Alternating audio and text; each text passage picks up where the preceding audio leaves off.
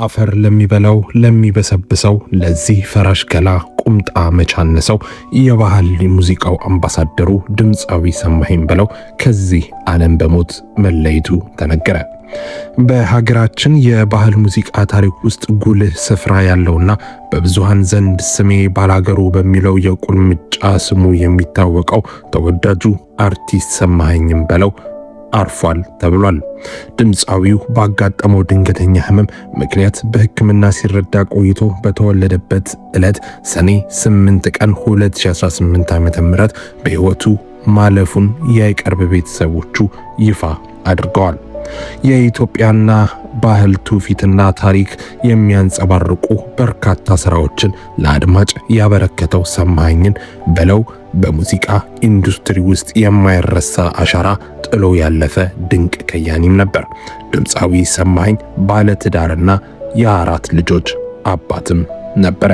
ለአርቲስቱ ቤተሰቦች፣ ወዳጆች፣ ዘመዶች እንዲሁም ለመላው የኪነ ጥበብ አድናቂዎች መጽናናትን እንመኛለን።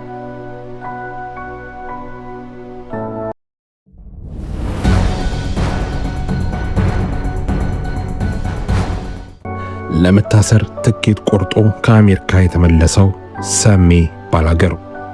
ድምፃዊ ሰሜ ባላገሩ ሐምሌ 7 ቀን በ1994 ዓ.ም ከሌሊቱ 10 ሰዓት ላይ በአዲስ አበባ ባምቢስ ድልድይ አካባቢ መኪና ሲያሽከረክር አደጋ አድርሶም ነበር። በአደጋው ወቅት አብሮት የነበረውና የታወቀው የግጥምና ዜማ ደራሲ ግሩም ተስፋዬ ሕይወቱ አለፈ። በቸልተኝነት መኪና በማሽከርከር የሰው ነፍስ እንዲጠፋ አድርገሃል የሚል ክስ ተመሰረተበት። ፍርድ ቤቱ የሰማኸኝን በለው መከላከያ ምስክሮች ከሰማ በኋላ በቸልተኝነት የሰው ሕይወት በማጥፋት ወንጀል ጥፋተኛ አድርጎ በ3000 ብር የገንዘብ ቅጣት አሰናበተው። የገንዘብ ቅጣቱን እንዲከፍል ከተደረገ በኋላ በነጻ ቢሰናበትም አቃቤ ሕግ ቅጣቱ እጅግ የቀለለ ነው፣ አደጋው ሆን ተብሎ የተደረገ ነው በሚል የቅጣት ማሻሻያ ይግባኝ ጠየቀበት።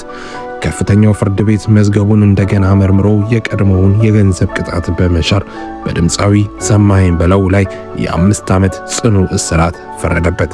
የእስር ውሳኔው ከመተላለፉ አስቀድሞ ሰማኸኝን በለው ለስራና ለሙዚቃ ዝግጅት ወደ አሜሪካ ሀገር ሄዶ ነበር። ፍርዱን የሰማውም አሜሪካ እያለም ነበር። የፖለቲካ አሻጥር ተሰርቶብኝ ነው የተጠየቅኩት እንጂ ጓደኛዬ ሞቶ እኔ በመትረፊ ምክንያት ብቻ ልጠየቅ አይገባም ብሎ ቢያምን ፍርድ ቤቱ ያስተላለፈበትን እና እሱ የሚያምንበትን የእስር ፍርድ ተቃውሞ አሜሪካ መቅረት የሚችልበት እድል ቢኖረውም የጓደኛዬ ደም እያሳደደኝ በሰው ሀገር በስደት መኖር አልፈለግም፣ ፍርዴን ጨርሼ በነጻነት መኖር አለብኝ በሚል የህሊና ውሳኔ በራሱ ፈቃድ ወደ ኢትዮጵያ ለመመለስ ወሰነ። ሰሜ ሳይውል ሳያድር የአውሮፕላን ትኬቱን ቆርጦ ወደ ሀገር ቤት እንደተመለሰ በቀጥታ ወደ ተፈረደበት እስር በፈቃዱ ገባ። ይሁን እንጂ ሙሉውን 5 ዓመት አልታሰረም።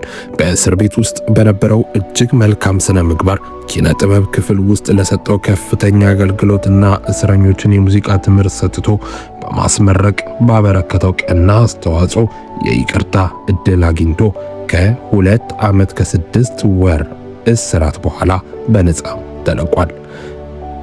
እንዲህ ያለ ሞራል የነበረው ተወዳጅ ከያኒ ነው ያጣነው ድምፃዊ ሰማኸኝ በለው።